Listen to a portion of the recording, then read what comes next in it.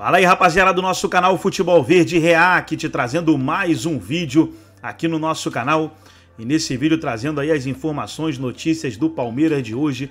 Palmeiras que encaminhou aí a renovação do Abel Ferreira até o final de 2025, onde ele vai disputar o Mundial Interclubes. Nesse vídeo também vai ser muito falado sobre a apresentação do Caio Paulista, jogador que joga tanto pela lateral esquerda como no ataque ali pelo lado esquerdo. Então, boa contratação aí para o Verdão. Antes de soltar o vídeo, quero convidar você que ainda não é inscrito no nosso canal, se inscreva, ativa o sininho das notificações para você não perder nada. Tudo do Palmeiras, tudo do Verdão, você encontra aqui no nosso canal Futebol Verde React. Então vamos para o vídeo e daqui a pouco nós estaremos de volta. Com a parte coletiva, com a parte de grupo, de ambiente, de quem tem um pensamento mais egoísta e individualista perde espaço com ele, quem chega a ser um Palmeiras se adequa ao que ele quer também. Então as perspectivas são as melhores possíveis, né? Não dá para garantir título, você não tem como cravar que vai ser campeão e ponto final, mas em um ano, às vezes, que o palmeirense acha que é razoável, teve problemas, o time levanta 3 taças. O time que, você não foi tão bem, 2 taças conquistadas. Então, o sarrafo é muito alto, a exigência é muito alta, e acho que vai ser assim com o Palmeiras de novo esse ano com ele. É o padrão Abel. É o padrão Abel Ferreira. Essa é a maior virtude do trabalho dele, talvez o maior reforço, Eugênio, essa manutenção, esse trabalho do dia a dia e essa continuação de um trabalho de 4 anos praticamente. É um entrosamento dele com a direção do clube, com o elenco e com os funcionários, como ele gosta de falar ali, né? Todos somos um, é uma coisa só. E ele é o cara que comanda esse andamento, esse ritmo de trabalho dentro do Palmeiras, junto com a sua comissão técnica. E o trabalho é muito bom e tem várias facetas, né? Uma das facetas é a capacidade de reconstrução e de remodelagem tática da equipe. Se a gente pegar o Palmeiras de quando ele chegou, do primeiro título da Libertadores, aquele ganho em 2020, né? Já 2021, o Prats é ótimo em datas. 30 de janeiro de 2021. Essa data mudou muita coisa boa para quem ganhou e ficou péssima para quem perdeu. Prats, faz parte da vida. Eu sei. Mas se a gente pegar aquele Palmeiras daquele jogo... Sim. É completamente diferente do Palmeiras que terminou o Campeonato Brasileiro agora em 2023. É um jogo horroroso, né? Sim, o jogo foi ruim, um jogo de medo. Mas o título foi ótimo. Medo, exato. Mas o Palmeiras ganhou. Exatamente. E aquilo deu a ele força e capacidade e confiança da torcida e do clube para que ele seguisse o trabalho e ele foi evoluindo esse trabalho. Então o Palmeiras é hoje, indiscutivelmente, uma força enorme no futebol brasileiro e sul-americano. E ele faz parte disso de maneira decisiva, mas é claro que não é sozinho. Tem um clube que, quando ele chegou, lhe deu uma infraestrutura e a possibilidade de desenvolver um bom trabalho. Mas assim, tem muita coisa de liderança dele e de capacidade tática de redesenhar a equipe de vez em quando. O maior reforço da temporada é a manutenção do Abel, por enquanto? Ele já tinha contrato até o final da temporada, mas eu acho que é uma forma de sossego, pelo menos até 2025, de você não precisar já nessa temporada, a diretoria, o torcedor, criar uma expectativa, aquela ansiedade do que vai ser na temporada que vem sem o seu comandante. É uma ótima notícia para o torcedor do Palmeiras, é uma ótima notícia para os jogadores do Palmeiras, é uma ótima notícia para a administração do Palmeiras. Agora o Abel precisa ser presenteado, né, com essa permanência dele ao Palmeiras. E quando eu digo presenteado, são os reforços. Ele precisa de gente. É bom o elenco do Palmeiras? Mas pode ficar muito melhor, ainda mais com o poder aquisitivo que o Palmeiras tem. A gente falava ontem, como esse elenco, como que você disse, Natália, é melhor do que o ano passado, mas ainda não é aquele que talvez o torcedor palmeirense... Não, o elenco esperava. É bom, mas dá para melhorar muito, né? O Prats, a gente vai dar uma olhada numa tela com números bem curiosos, comparando técnicos de outros times nesse período, desde que o Abel chegou. É por isso que tem um investimento muito alto. São Paulo é campeão da Copa do Brasil. O Corinthians não ganha há 3 anos, mas o Santos realmente está em uma situação pior que os outros. Aí o Santos se afundou muito depois da final da Libertadores, foi se afundando até cair para a Série B do Brasileiro. Agora, para os rivais é uma péssima notícia, porque os rivais olham para o Palmeiras como quase um exemplo a ser seguido. E ninguém consegue seguir esse exemplo. Ninguém consegue ter a maneira que o Palmeiras trabalha.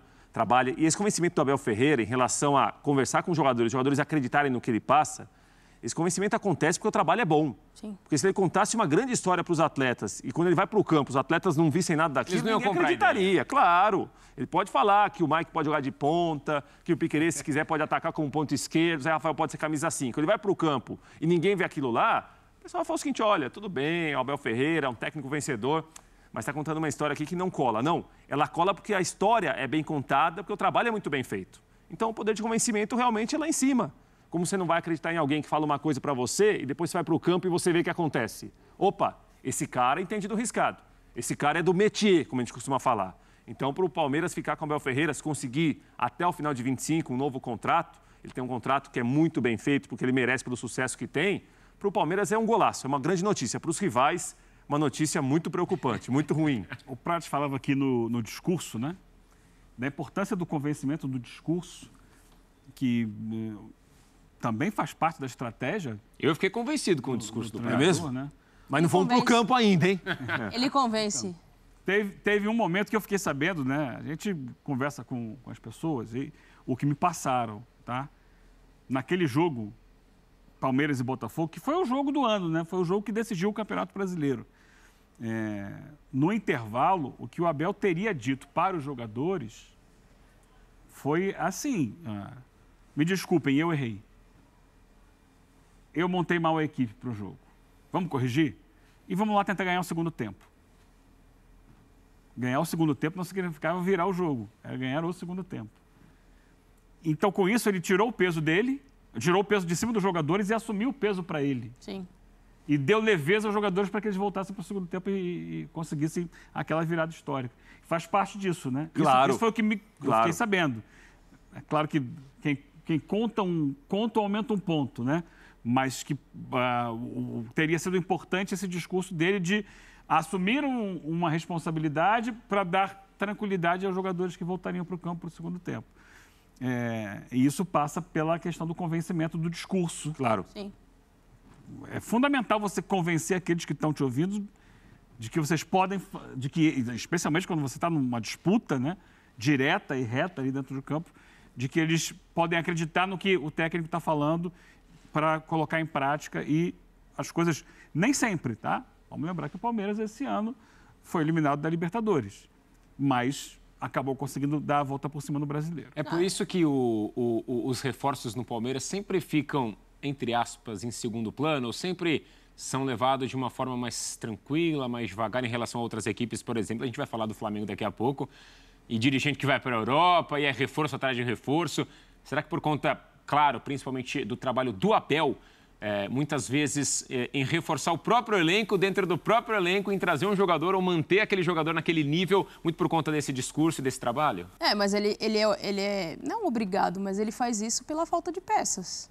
Se ele tem um elenco com mais profundidade, com Ou a jogadores... falta de peças, entre aspas, falta de peças, é fruto desse trabalho que ele faz de convencimento no dia a dia também? Não, acho que assim, a diretoria meio que se acomodou no sentido de o Abel resolve. Só que na Libertadores, ano passado, ele não conseguiu resolver. Demorou até que ele conseguisse entender a dinâmica nova para o time que tinha perdido uma peça, que era o Dudu. Então, assim, ele vai resolver? Vai resolver. Quanto tempo demora? Às vezes demora mais e aí você acaba perdendo determinadas coisas. Era para ser uma final entre Fluminense e Palmeiras no Maracanã. Então, assim, ele tem todo o mérito e ele ganha mais ainda estrelinhas no mérito dele em relação ao que ele consegue fazer, principalmente pela falta de opção. E aí eu não estou falando, Nath, você está falando que os meninos não prestam, então não. É porque muitas vezes ele quer contar com um cara que esteja pronto, não um cara que ele vai ter que desenvolver ao longo da temporada. A molecada faz parte para compor o elenco, não para serem as peças principais em um Palmeiras que você tem um poder de investimento muito grande. Então, acho que falta um pouco de equilíbrio nessa hora. Porque vai chegar em determinado momento que ele está tirando o coelho da cartola. Ele vai buscar, o coelho ainda não está lá. E aí? Eu tenho a impressão que também a exigência dele é tão grande, sabe? No perfil do jogador que ele quer, daquele cara que vai entregar para ele, não só dentro de campo, mas como comportamento também. Para ele poder convencer, Eugênio e Prates, né, do que vocês estão falando, ele precisa de um perfil específico de um jogador. Isso sem dúvida. Então também acho que isso dificulta o trabalho para ir atrás. Não é tão simples assim, né? Porque se você pensar só em parte técnica, estou com a Nath. Você pode pensar em jogadores melhores, mais qualificados, só que para se adequar ao que ele gosta e ao que ele Senão prega não vai no dia funcionar no dia a dia, né? nem sempre um jogador muito bom tecnicamente vai logo de cara entender ou assimilar o que ele quer. Que é esse pensamento muito coletivo, um time muitas vezes operário, jogador que se desdobra muito quando o time não tem a bola. E aí o Palmeiras tira um pouco Mas repito, o Dudu, quando voltou da Europa, Sim, ele teve que um tempo. Ele teve um tempo para se adaptar e porque ter era o Abel Ferreira que tem esse tamanho. Exato. Isso sim, se fosse com outro treinador, talvez ele tivesse uma dificuldade E qual maior. era o tamanho do Dudu já no Palmeiras? Mas entendeu? o Dudu já volta com o Abel Ferreira super campeão. Isso. Você entendeu? É o Abel todos Ferreira que a somos torcida ama. É o todos somos É. O grande Apolinho, Washington Rodrigues, que está sempre vendo Grande a gente comunicador. lá no Rio de Janeiro, ele sempre fala o seguinte: o treinador tem 11 amigos, que são os titulares, e tem 20 inimigos, que são os que não jogam. Ele tem razão. Aqueles que vão para o banco ainda ficam assim, e aqueles que não são nem relacionados. Então, é importante ter essa relação no dia a dia para que seja mantido um ambiente interno minimamente razoável para se trabalhar. Vou estabelecer uma comparação aqui. E a gente viu a saída do Diego Costa do Botafogo. Sim. Como a chegada do Diego Costa criou ali uma ruptura com o Tiquinho, que era o dono do pedaço. Mas o Tiquinho, quando volta a jogar, não volta no mesmo nível que estava antes. E aí isso gera um atrito com o Diego Costa, que é um jogador que não é desses assim. Vou ficar tranquilinho aqui, porque estou aqui só para compor elenco e tal, de vez em quando eu entro. Não, ele queria jogar. Então, eu acho que passa por isso também a escolha do Abel. O Abel, ele não quer o jogador que vai encher o saco dele e pode abalar o ambiente do grupo. E, ao mesmo tempo, não pode ficar acomodado, né, Eugênio? Também que é uma não linha pode muito ficar acomodado. tênue essa, né? Sim. De você não aceitar o banco, mas, ao mesmo tempo, você não se rebelar para criar um problema. Esse é o ponto. Por isso a dificuldade, talvez. Né? Mas o Abel faz isso com maestria. E vem fazendo nas últimas temporadas. Ele ganhou um reforço, certo? Caio Paulista. Foi apresentado ontem. A tia Leila... Sim. Luan e Murilo. Sim, também. E o Luan fazendo um papel importante, porque o Luan, com a qualidade de passe que ele possui, ele às vezes era um terceiro zagueiro, às vezes ele se desprendia e virava uma espécie de primeiro volante. E com isso ele liberava o Zé Rafael para chegar mais à frente. Então, se você vai tirar um zagueiro, vai tirar o Luan. Pode ser o Piquerez muito recuado e o Caio Paulista um pouco mais à frente. Então, para recuar o Piquerez para uma linha de 3, você vai ter que tirar o Murilo, o Luan ou o Gustavo Gomes. Isso sem contar com o Rocha, com um possível zagueiro. Então, é difícil encontrar um espaço sem que mexa em alguém que está ali.